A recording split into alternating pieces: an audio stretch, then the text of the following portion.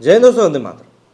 रोहित शर्मा को जब भारतीय टीम की कमान सौंपी जा रही थी तो हर कोई उनकी सिर्फ तारीफें ही कर रहा था कि ये खिलाड़ी खेल को बदल के रख देगा, ये खिलाड़ी ऐसा कर देगा, विराट कोहली से ऊपर लेके जाएगा।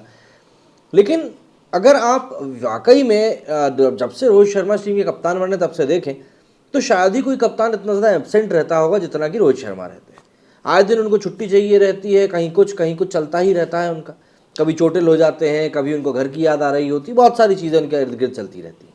अब जबकि वो बांग्लादेश में जाकर उनसे पहला मैच हार गए हैं, तब तो और भी ज़्यादा सवाल खड़े होंगे। और कहीं ना कहीं ये सवाल इसलिए भी खड़े हो रहे हैं क्योंकि भारतीय टीम में वो जीतने की ललक, या ये कहें कि वो जीत की जो आग एक रहती थी विराट कोहली के नेतृत्व में, कहीं ना कहीं वो गायब दिख रही है। कोई भी खिलाड़ी अपनी क्षमता से ज़्यादा प्रदर्शन करने की सोच ही नहीं रहा है। बस ऐसा लग रहा है कि हाँ ठीक है, चल रहा है तो चलने दो वाली बात है। शायद इसलिए रोहित शर्मा को जब कप्तान बनाया जा रहा तभी इस बात की डिमांड की जा रही थी कि आने वाले समय को ध्यान में रखते हुए हमें कप्तान के बारे में सोचना चाहिए, ना कि सिर्फ 1-1.5 साल के लिए। हुआ वही। आप देख सकते हैं कि जब महेंद्र सिंह धोनी कप्तान बने थे तब वो युवा थे, सारे सीनियर खिलाड़ियों का उनको पूरा भरोसा मिला। जब विराट कोहली कप्तान बने तब वो युवा थे, महेंद्र सिंह धोनी ने उनको पूरी मेंटरशिप दी। ऐसे में विराट कोहली की कप्तानी छोड़ने के बाद किसी ना किसी युवा खिलाड़ी को ही कप्तान बनाया जाना था, जिससे कि वो आगे तक के लिए तैयार हो सके। लेकिन यहाँ पर सिलेक्टर्स ने सिर्फ और सिर्फ 2023 के वर्ल्ड कप को ध्यान में रखा और सोचा कि उसी वर्ल्ड कप के लिए अभी सोचे, बाद में फिर आगे की देखी जाएगी। लेकिन उसके बाद ही यहाँ पर समस्याएं लगातार बढ़ती हुई दिखाई दे रही हैं। बांग्लादेश ने पहले शाकिब अल हसन के 5 विकेट और उसके बाद ऑलराउंडर मेहदी हसन के 38 रन के सनसनीखेज पारी के बाद पहले वनडे में भारत को हरा दिया। अब मेजबान टीम ने 3 मैचों की सीरीज में 1-0 की बढ़त ले ली। बांग्लादेश ने 40वें ओवर में अपना 9वां विकेट 136 रन पर हसन महमूद के रूप में गंवा दिया था। लेकिन भारतीय टीम अगले 6 ओवरों में आखिरी विकेट झटक नहीं सकी। इसके साथ ही रोहित के नाम एक शर्मनाक रिकॉर्ड भी दर्ज हो गया है। दरअसल सौरव गांगुली की कप्तानी में पहली बार हार मिली थी बांग्लादेश के खिलाफ। 2004 में इसी मैदान पर बांग्लादेश ने इनको 15 रन से हराया था।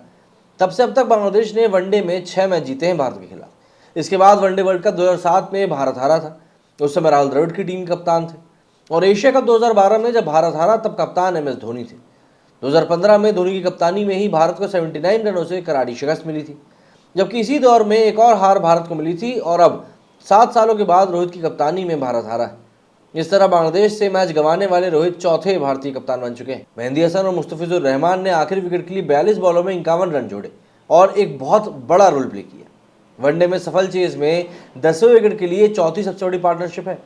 शाकिब के 5 विकेट से बांग्लादेश ने लोकेश राहुल के जुझारू अर्धशतक के बावजूद भारत को 41 ओवर में 186 रन पर ढेर कर दिया था। बांग्लादेश के खिलाफ भारत का वनडे में यह दूसरा न्यूनतम स्कोर रहा है।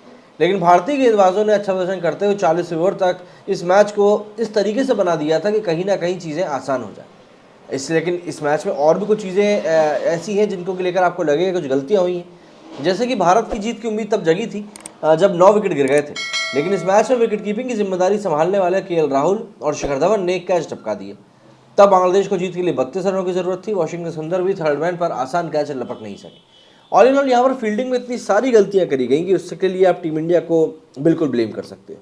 और यहाँ पर एक व्यापक तौर पर चीज़ ऐसी भी है जिसको कि देखकर ऐसा लगेगा कि यार ये चीज़ें मतलब रोकी जा सकती थी, क्योंकि टीम के पास वो सारे मौके मौजूद थे, लेकिन उसके बाद भी एक करके ऐसा लगता है उनको सिर्फ गंवा दिया गया। आपका इस बारे में क्या कहना है, कमेंट करके जरूर बताएं। मेरे स्टूडियो फिलहाल इतना ही। जय हिंद, जय भारत।